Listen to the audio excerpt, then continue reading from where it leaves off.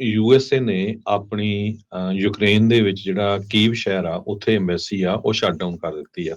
ਕੱਲ ਅਮਰੀਕਾ ਨਹੀਂ, ਹੋਰ ਵੀ ਬਹੁਤ ਸਾਰੇ ਵੈਸਟਰਨ ਮੁਲਕਾਂ ਨੇ ਆਪਣੀਆਂ ਐਮਬੈਸੀਆਂ ਜੋ ਆ ਯੂਕਰੇਨ ਦੇ ਵਿੱਚ ਅੱਜ ਬੰਦ ਕਰ ਦਿੱਤੀਆਂ ਆ, ਤੇ ਆਪਣੇ ਜਿਹੜੇ ਪਰਸਨਲ ਆ, ਜਿਹੜੇ ਲੋਕ ਉੱਥੇ ਕੰਮ ਕਰਦੇ, ਉਹਨਾਂ ਨੂੰ ਮੂਵ ਕਰ ਦਿੱਤਾ ਹੈ।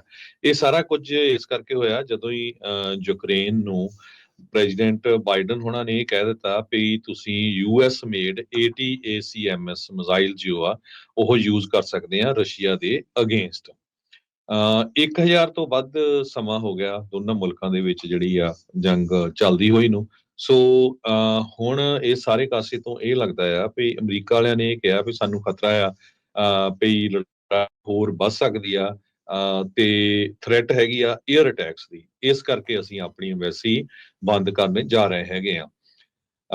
ਤੇ ਇਸ ਤੋਂ ਬਿਨਾਂ ਇਟਾਲੀਅਨ ਤੇ ਗ੍ਰੀਕ ਜਿਹੜੇ ਆ ਉਹਨਾਂ ਨੇ ਵੀ ਆਪਣੀਆਂ ਐਮਬੈਸੀਜ਼ ਆ ਉੱਥੇ ਬੰਦ ਕਰ ਲਈਆਂ ਹੈਗੀਆਂ। ਫਰਾਂਸ ਦੀ ਐਮਬੈਸੀ ਨੇ ਇਹ ਕਿਹਾ ਆ ਵੀ ਅਸੀਂ ਖੁੱਲੇ ਜ਼ਰੂਰ ਆ, ਪਰ ਆਪਣੇ ਸਾਰੇ ਜਿਹੜੇ ਸਿਟੀਜ਼ਨਸ ਆ ਉਹਨਾਂ ਨੇ ਕਹਿਤਾ ਵੀ ਕੌਸ਼ੀਅਸ ਰਹੋ, ਤੇ ਕਿਸੇ ਟਾਈਮ ਵੀ ਉਹ ਇਹ ਅਨਾਉਂਸ ਕਰ ਸਕਦੇ ਹੈਗੇ ਆ ਵੀ ਆਪਾਂ ਜੋ ਐਮਬੈਸੀ ਆ ਉਸ ਨੂੰ ਸ਼ਟ ਡਾਊਨ ਕਰਨ ਜਾ ਰਹੇ ਹੈਗੇ ਆ। ਜੀ ਹਰਜੋਤ ਸਿੰਘ ਜੀ, ਇੱਥੋਂ ਇਹੀ ਭਣਕ ਮਿਲਦੀ ਆ ਜਿਸ ਤਰ੍ਹਾਂ ਕੱਲ ਬਾਅਦ ਦੇ ਵਿੱਚ ਲੌਂਗ ਰੇਂਜ ਮਿਜ਼ਾਈਲਸ ਵਰਤੀਆਂ ਗਈਆਂ ਪਹਿਲੀ ਵਾਰ ਯੂਕਰੇਨ ਦੇ ਦੁਆਰਾ ਰਸ਼ੀਆ ਦੇ ਅੰਦਰ ਤੱਕ ਮਾਰ ਕਰਨ ਦੇ ਲਈ। ਉਸ ਤੋਂ ਬਾਅਦ ਦੇ ਵਿੱਚ ਪੁਤਿਨ ਨੇ ਇਹੀ ਕਿਹਾ ਸੀਗਾ ਵੀ ਅਸੀਂ ਨਿਊਕਲੀਅਰ ਹਮਲਾ ਕਰਨ ਦੇ ਲਈ ਵੀ ਰੈਡੀ ਹਾਂ, ਤੇ ਇਸ ਲੜਾਈ ਨੂੰ ਵਧਾਉਣ ਦੇ ਲਈ ਅਮਰੀਕਾ ਨੇ ਇਹ ਜਿਹੜੀ ਕਾਰਵਾਈ ਕੀਤੀ ਆ। ਉਧਰ ਇੱਕ ਹੋਰ ਪਾਲਿਸੀ ਸ਼ਿਫਟ ਦੇ ਵਿੱਚ ਬਾਈਡਨ ਪ੍ਰਸ਼ਾਸਨ ਨੇ ਹਰੀ ਝੰਡੀ ਦੇ ਦਿੱਤੀ ਆ ਐਂਟੀ ਪਰਸਨਲ ਮਾਈਨਸ ਦੇ ਲਈ। ਇਹ ਜਿਹੜੀਆਂ ਐਂਟੀ ਪਰਸਨਲ ਮਾਈਨਸ ਦਾ ਉਹਨਾਂ ਨੂੰ ਯੂਕਰੇਨ ਦੇ ਵਿੱਚ ਘੱਲਿਆ ਜਾਊਗਾ ਪਹਿਲੀ ਵਾਰ।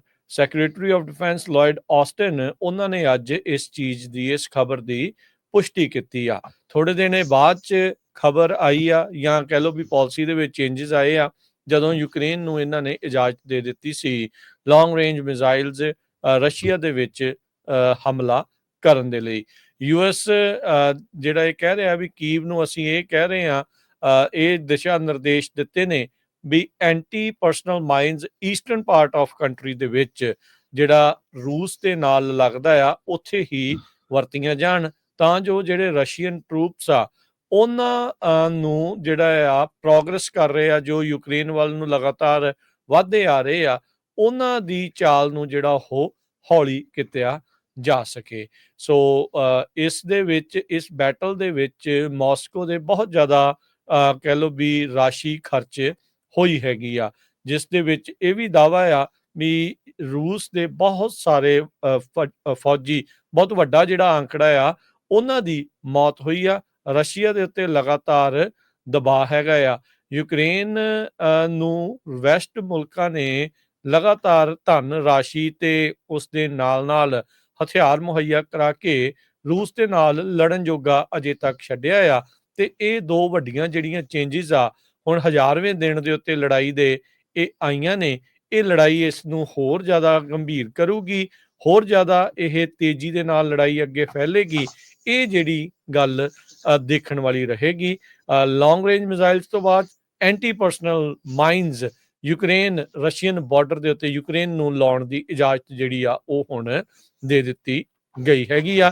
2022 ਦੇ ਵਿੱਚ, ਜੂਨ 2022 ਦੇ ਵਿੱਚ ਜਦੋਂ ਲੜਾਈ ਸ਼ੁਰੂ ਹੋਈ ਨੂੰ 4 ਮਹੀਨੇ ਹੋਏ ਸੀ, ਬਾਈਡਨ ਪ੍ਰਸ਼ਾਸਨ ਨੇ ਉਸ ਟਾਈਮ ਦੇ ਉੱਤੇ ਇਹ ਕਿਹਾ ਸੀਗਾ ਵੀ ਅਸੀਂ ਜਿਹੜੇ ਐਂਟੀ ਪਰਸਨਲ ਮਾਈਨਸ ਆ ਉਹਨਾਂ ਦੀ ਵਰਤੋਂ ਨਹੀਂ ਕਰਾਂਗੇ, ਜਾਂ ਬਹੁਤ ਘੱਟ ਜਿਹੜੀ ਆ ਉਹ ਕੀਤੀ ਜਾਊਗੀ।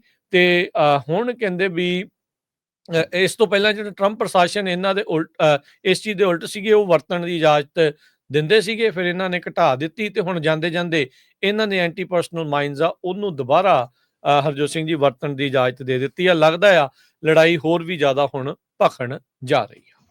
ਜੀ ਬਿਲਕੁਲ, ਇਹ ਸਾਰੇ ਕਾਸੇ ਦੇ ਸਬੰਧ ਦੇ ਵਿੱਚ US ਨੇ ਇਹ ਕਿਹਾ ਹੈਗਾ ਆ ਵੀ ਸਾਡਾ ਮੇਨ ਕਾਰਨ ਇਹੀ ਆ ਵੀ ਕਿਸੇ ਟਾਈਮ ਵੀ ਰਸ਼ੀਆ ਵਾਲੇ ਵੱਡਾ ਅਟੈਕ ਯੂਕਰੇਨ ਦੇ ਉੱਤੇ ਕਰ ਸਕਦੇ ਹੈਗੇ ਆ। ਯੂਕਰੇਨੀਅਨ ਮਿਲਟਰੀ ਦੇ ਜਿਹੜੇ ਪਰਸਨਲਸ ਆ ਉਹਨਾਂ ਨੇ ਰਿਊਟਰਸ ਜਿਹੜੀ ਏਜੰਸੀ ਆ, ਨਿਊਜ਼ ਏਜੰਸੀ, ਉਹਨਾਂ ਨੂੰ ਇਹ ਦੱਸਿਆ ਆ ਵੀ ਰਸ਼ੀਆ ਕਿਸੇ ਟਾਈਮ ਵੀ 300 ਤੋਂ ਵੱਧ ਡਰੋਨਸ ਦੇ ਰਾਹੀਂ ਤੇ ਵਾਰਸ਼ਿਪਸ ਦੇ ਰਾਹੀਂ, ਵਾਰ ਪਲੇਨਸ ਦੇ ਰਾਹੀਂ, ground base system to fire missiles ਕਿਸੇ ਟਾਈਮ ਵੀ ਵੱਡੀ ਗਿਣਤੀ ਦੇ ਵਿੱਚ ਕਰ ਸਕਦਾ ਹੈਗਾ ਆ। ਸੋ ਇਹਦੇ ਕਰਕੇ ਜੋ ਅੰਬੈਸੀਜ਼ ਹੈਗੀਆਂ ਆ ਉਹਨਾਂ ਨੂੰ ਬੰਦ ਕਰ ਦਿੱਤਾ ਗਿਆ ਆ। ਸੋ USA ਨੇ, ਇਟਲੀ ਨੇ, ਗ੍ਰੀਸ ਨੇ, ਸਾਰੀਆਂ ਜਿਹੜੀਆਂ ਅੰਬੈਸੀਜ਼ ਆ ਉੱਥੇ ਬੰਦ ਕਰ ਦਿੱਤੀਆਂ। ਸੋ ਇੱਥੋਂ ਲੱਗਦਾ ਆ ਵੀ ਇਹਨਾਂ ਨੂੰ ਇਹ ਲੱਗ ਰਿਹਾ ਆ ਵੀ ਜਿਹੜੀ ਅੰਦਰੂਨੀ ਲੜਾਈ ਖਬਰ ਹੈ ਹੈ ਕਾਫੀ ਕੋਈ। ਤੇਜ਼ੀ ਨਾਲ ਫੈਲਣੀ ਹੈਗੀ ਆ। ਬਿਲਕੁਲ ਜਦੋਂ ਤੋਂ ਹੀ ਅਕਤੂਬਰ ਮਹੀਨੇ 'ਚ ਦੱਸਿਆ ਗਿਆ ਹੈ ਵੀ ਯੂਨਾਈਟਿਡ ਨੇਸ਼ਨ ਦੇ ਮੁਤਾਬਕ 2022 ਤੋਂ ਲੈ ਕੇ ਹੁਣ ਤੱਕ 407 ਦੇ ਕਰੀਬ ਯੂਕਰੇਨੀਅਨ ਸਿਵਲੀਅਨਸ ਦੀ ਮੌਤ ਹੋ ਚੁੱਕੀ ਆ। 944 ਜਿਹੜੇ ਆ ਬੜੀ ਬੁਰੀ ਤਰ੍ਹਾਂ ਜਿਹੜੇ ਆ ਫੱਟੜ ਹੋ ਚੁੱਕੇ ਹੈਗੇ ਆ। ਬਿਲਕੁਲ। ਸੋ ਇਹਦਾ ਯਾਦ ਹੋਣਾ ਹਰਜੋਤ ਸਿੰਘ ਜੀ, ਜਦੋਂ 3 ਸਾਲ ਪਹਿਲਾਂ ਜਦੋਂ ਇਹ ਲੜਾਈ ਸ਼ੁਰੂ ਹੋਈ ਸੀ ਫਰਵਰੀ ਮਹੀਨੇ ਦੇ ਵਿੱਚ 2000 ਤੇ ਆਈ ਥਿੰਕ 22 ਦੇ ਵਿੱਚ ਹੀ, ਉਦੋਂ ਹੀ ਇਹਨਾਂ ਨੇ ਕਹਿ ਦਿੱਤਾ ਸੀਗਾ ਵੀ ਰਸ਼ੀਆ ਬਹੁਤ ਵੱਡਾ ਹਮਲਾ ਯੂਕਰੇਨ ਦੇ ਉੱਤੇ ਕਰਨ ਜਾ ਰਿਹਾ, ਤੇ ਉਹ ਚੀਜ਼ ਇਹਨਾਂ ਦੀ ਇੰਟੈਲੀਜੈਂਸ ਵਾਲਿਆਂ ਦੀ ਸਹੀ ਸਾਬਤ ਹੋਈ ਸੀ। ਤੇ ਹੁਣ ਜੋ ਇਸ਼ਾਰੇ ਮਿਲ ਰਹੇ ਆ, ਆਪਣੇ ਬੰਦਿਆਂ ਨੂੰ ਵਾਪਸ ਬੁਲਾਉਣਾ, ਮੁਲਕ ਨੂੰ ਖਾਲੀ ਕਰਕੇ ਜਾਣ ਨੂੰ ਕਹਿਣਾ, ਤੇ ਐਮਬੈਸੀਆਂ ਬੰਦ ਕਰਨਾ, ਤੇ ਨਾਲ ਦੇ ਨਾਲ ਐਂਟੀ ਪਰਸਨਲ ਮਿਜ਼ਾਈਲ ਮਾਈਨਸ ਆ ਉਹਨਾਂ ਦੀ ਵਰਤੋਂ ਕਰਨ ਦੀ ਇਜਾਜ਼ਤ ਦੇਣੀ, ਲੌਂਗ ਰੇਂਜ ਮਿਜ਼ਾਈਲਸ ਦੀ ਵਰਤਣ ਦੀ ਜਿਹੜੀ ਇਜਾਜ਼ਤ ਦੇਣੀ। ਇੱਥੋਂ ਇਹੀ ਲੱਗ ਰਿਹਾ ਵੀ ਰੂਸ ਇੱਕ ਹੋਰ ਬਹੁਤ ਵੱਡਾ ਹੱਲਾ ਮਾਰਨ ਦੀ ਕੋਸ਼ਿਸ਼ 'ਚ ਆ। ਹੋ ਸਕਦਾ ਵੀ ਪੁਤਿਨ ਇਸ ਫਿਰਾਕ ਦੇ ਵਿੱਚ ਵੀ ਹੋਵੇ ਵੀ ਬਾਈਡਨ ਹੁਣਾਂ ਦੇ ਅਖੀਰਲੇ ਦਿਨਾਂ ਦੇ ਵਿੱਚ ਜਿੰਨਾ ਰਕਬਾ ਆ ਆਪਣੇ ਅਧੀਨ ਕੀਤਾ ਜਾ ਸਕਦਾ ਉਸਨੂੰ ਵੱਧ ਤੋਂ ਵੱਧ ਕਰ ਲਈਏ, ਤੇ ਜੇ ਟਰੰਪ ਹੁਣੀ ਆਉਂਦੇ ਆ ਤੇ ਸ਼ਾਇਦ ਵਾਕਿਆ ਲੜਾਈ ਜਿਹੜੀ ਆ ਉਹ ਬੰਦ ਹੁੰਦੀ ਆ। ਤੇ ਜਿੱਦਾਂ ਕ੍ਰੀਮੀਆ ਦਾ ਇਲਾਕਾ ਉਹਨਾਂ ਨੇ ਓਬਾਮਾ ਕਾਰਜਕਾਲ ਦੇ ਦੌਰਾਨ ਆਪਣੇ ਅੰਡਰ ਲੈ ਲਿਆ ਸੀ, ਤੇ ਉਸ ਤੋਂ ਬਾਅਦ ਦੇ ਵਿੱਚ ਉਹ ਪੱਕਾ ਹੀ ਉਹਨਾਂ ਦੇ ਅੰਡਰ ਰਹਿ ਗਿਆ। ਸੋ ਸ਼ਾਇਦ ਇਹੀ ਆ ਵੀ ਵੱਧ ਤੋਂ ਵੱਧ ਜਿਹੜਾ ਇਲਾਕਾ ਆ ਆਪਣੇ ਅੰਡਰ ਲੈ ਲਈਏ, ਤੇ ਫਿਰ ਬਾਅਦ ਦੇ ਵਿੱਚ ਜਿਹੜੀ ਉਹ ਦੇਖੀ ਜਾਊਗੀ। ਸੋ ਹੋ ਸਕਦਾ ਵੀ ਅਖੀਰਲਾ ਹੱਲਾ ਜਿਹੜਾ ਰੂਸ ਦਾ ਇਸ ਚੀਜ਼ ਦਰਮਿਆਨ ਹੋਵੇ। ਉਧਰ ਜਿਹੜਾ ਹਰਜੋਤ ਸਿੰਘ ਜੀ G20 ਦੀ ਮੀਟਿੰਗ ਵੀ ਜਿਹੜੀ ਉਹ ਚੱਲੀ ਜਾ ਰਹੀ ਆ, ਜਿੱਥੇ ਸਰਗੇਈ ਲੈਵਰੋਵ ਜਿਹੜਾ ਇਹਨਾਂ ਦਾ ਰੂਸੀ ਫੋਰਨ ਮਿਨਿਸਟਰ ਆ, ਉਹਨੇ ਇਹੀ ਬਿਆਨ ਦਿੱਤਾ ਸੀਗਾ ਵੀ ਅਮਰੀਕਾ ਜਾਣਬੁੱਝ ਕੇ ਇਸ ਲੜਾਈ ਨੂੰ ਹੋਰ ਤੇਜ਼ ਕਰਨਾ ਚਾਹ ਰਿਹਾ ਆ, ਹੋਰ ਇਸ ਨੂੰ ਜਿਹੜਾ ਉਹ ਵਧਾਉਣ ਜਾ ਰਿਹਾ ਆ। ਸੋ ਦੇਖੋ ਕੀ ਅੱਗੇ ਬਣਦਾ ਆ, ਪਰ ਜੋ ਸੰਕੇਤ ਮਿਲ ਰਹੇ ਆ ਉਹ ਬਹੁਤੇ ਸ਼ੁਭ ਸੰਕੇਤ ਨਹੀਂ ਨੇ।